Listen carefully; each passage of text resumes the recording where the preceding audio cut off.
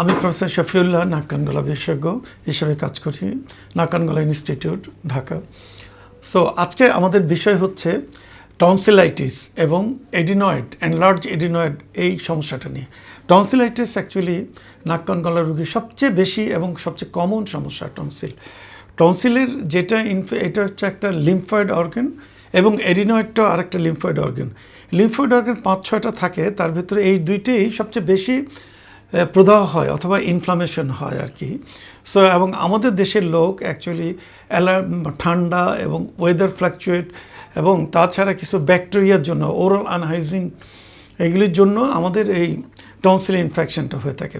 আর বাচ্চাদের ব্যাপারে actually adenoid একটা গ্ল্যান্ড যেটা 3 বছরের থেকে শুরু হয়, এটা 10 বছরে যে অটোমেটিক মানে গ্র্যাজুয়ালি নর্মালি এটা রিগ্রেস করে যায়, ছোট হয়ে যায়। কিন্তু যখন এটা বাড়ে তখন এটা বাচ্চাদের ঘুমাইতে অসুবিধা হয়, তার কানে সমস্যা, দাঁত খিঁচুনি, ঘুমাইলে বাচ্চা দাঁত ক্লেঞ্চিং অফ দ্য টিথ বলে, দাঁত খিঁচে থাকে এবং বাচ্চার অনেক সময় বাচ্চা কানে শোনে না এবং বাচ্চা নাইট টেরর, রাত্রেবেলা খুব ভয় পায় এবং দাঁত কিটমিট করে। এবং এই সমস্ত সমস্যাগুলি অ্যাকচুয়ালি 3 থেকে 4 বছরের বাচ্চাদের যখন হয়, মা বাপরা খুব বিষণ্ণতা কাটে যে তার বাচ্চার এই সমস্যাটা কীভাবে সলভ করা যায়। তখনই তারা একজন নাক কান গলা প্রফেসর এবং নাক কান গলা বিশেষজ্ঞের শরণাপন্ন হয়। তখন আমরা যখন আমাদের কাছে যখন আসে, আমরা তখন তাদের 2টা পরীক্ষা করি, এক্স-রে করি আর বুকের একটা এক্স-রে করি আর রক্তের কিছু পরীক্ষা করি।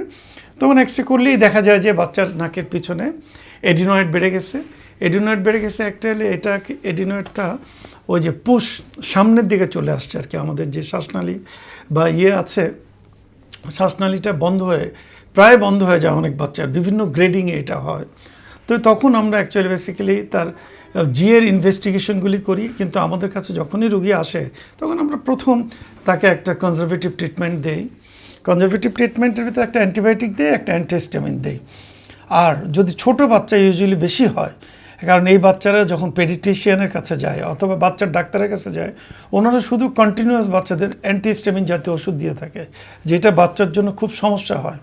সো এই সমস্যাটা আমরা প্রিভেন্ট করার জন্য আমরা বাচ্চাদের এডিনয়েডেক্টমি একটা সার্জারি বলে আর কি, এটা মুখ দিয়ে করা হয়, কোনো কাটাছিঁড়া না। এটা এখন খুব মডার্ন সার্জারি হয়ে গেছে, কবলেশন এবং ল্যাপারোস্কোপিক সার্জারি এবং বাইপোলো ডায়াথার্মি, এটা এডিনয়েড এবং খুব ছোট অপারেশন।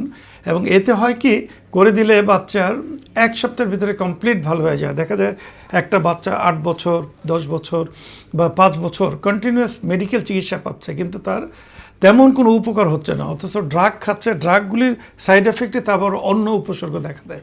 সো এই জন্য আমরা এডিনয়েড সার্জারি করে ফেলি। অনেক সময় যদি টনসিল তার এবং বাচ্চাদের ইউজুয়ালি হিউজ বড় হয়, এনলার্জ যেটাকে বলে হিউজ টনসিলাইটিস, এটাকে বলে ফলিকুলার ভ্যারিয়েন্ট হলে আমরা টনসিলের সাথে এডিনয়েডটা ফেলে দিই।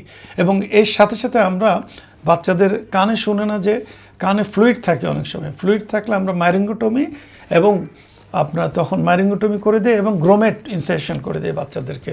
সাথে পোস্ট অপারেটিভ টাইমে, অপারেশনের পরে আমরা অ্যান্টিবায়োটিক, একটা লং টার্ম অ্যান্টিহিস্টামিন বাচ্চাদের দিয়ে দিই এবং এতেই বাচ্চারা ইনশাল্লাহ ভালো হয়ে যায়।